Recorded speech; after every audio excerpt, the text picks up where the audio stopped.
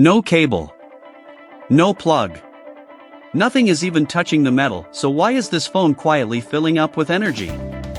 Here's the part nobody tells you. There is nothing wireless magic happening on that pad at all. What's under that glass is a 200-year-old piece of physics, shrunk down and hidden from view.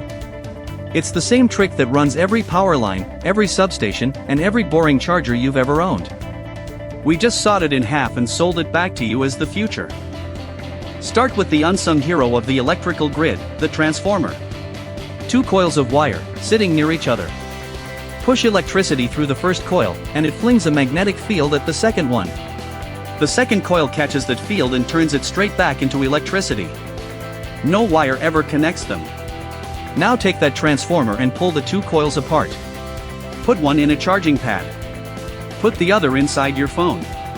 Congratulations, you've just built wireless charging. Let's watch it actually work. Inside the pad is a flat coil of copper. We run alternating current through it, current that flips its direction back and forth, somewhere around 100 to 200,000 times every second. And here's rule 1 of electricity: every time current moves through a coil, it wraps a magnetic field around it. Flip that current back and forth, and the magnetic field pulses in and out, like an invisible heartbeat hovering just above the pad.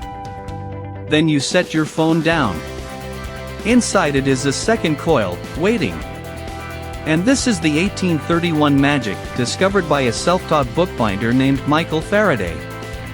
A magnetic field that is changing will physically shove electrons through any nearby loop of wire. It's called induction. The pad never touches your phone. It just waves a pulsing magnetic field at it, and the phone's coil feels that wave and starts pushing its own current. Energy crossed the gap is nothing but magnetism. But there's a catch. What the phone just caught is alternating current, it's still sloshing back and forth. And your battery can't drink that. Batteries only accept smooth, one-direction current, DC. So a little circuit called a rectifier grabs that sloshing AC and straightens it into a clean, steady stream. That stream finally trickles into the battery.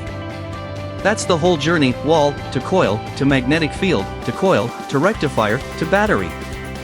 Now, why doesn't all that energy just spray out everywhere and get lost? This is the clever bit. The Qi standard, the one nearly every phone uses, tunes both coils to ring at the exact same frequency.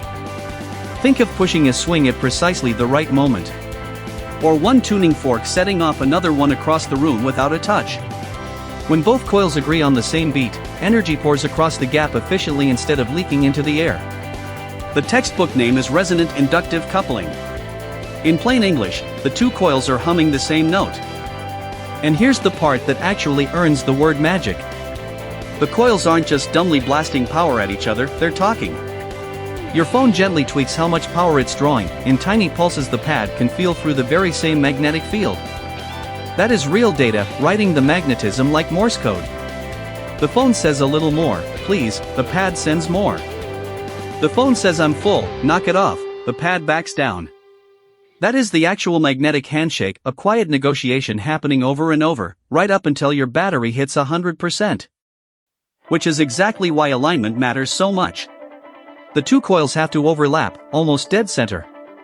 Slide your phone half an inch off, and the field mostly misses the receiver, so charging crawls, or just quietly gives up. That awkward nudge your phone around until the light blinks dance? That's you, manually lining up two coils by hand. Apple got so tired of that dance it added a ring of magnets, MagSafe, that snaps the coils into place for you. Less a breakthrough, more just admitting defeat and using magnets. Here's the trade-off nobody puts in the advert. Throwing energy across an open air gap is sloppy. A plain old cable delivers well over 90% of its power straight into the battery. Wireless? Often more like 60 to 80%.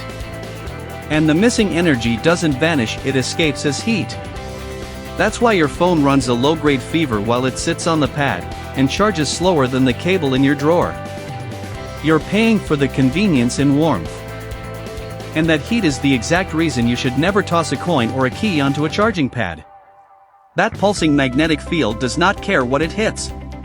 Drop a coin on there and the field induces a current in the coin too, with nowhere to go, so it simply heats up. A bit of loose metal on a live pad can genuinely burn your fingers hot. So the pad keeps a bodyguard on duty for an object detection. It quietly measures how much energy is going missing, and if the numbers don't add up, if power is disappearing into something that is clearly not a phone, it cuts the charge. The coin loses. So step back for a second. Your futuristic wireless charger is a 200-year-old transformer, sawn cleanly in half, whispering to your phone in pure magnetism. The same physics as that 1831 experiment. The same physics humming inside every gray box on every power pole in your city.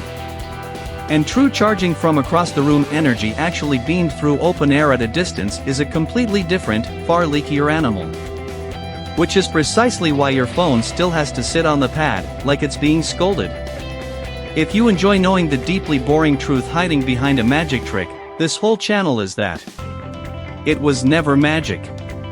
It was just Faraday, miniaturized, hiding under a slab of glass, doing a magnetic handshake 100,000 times a second, while you weren't even looking.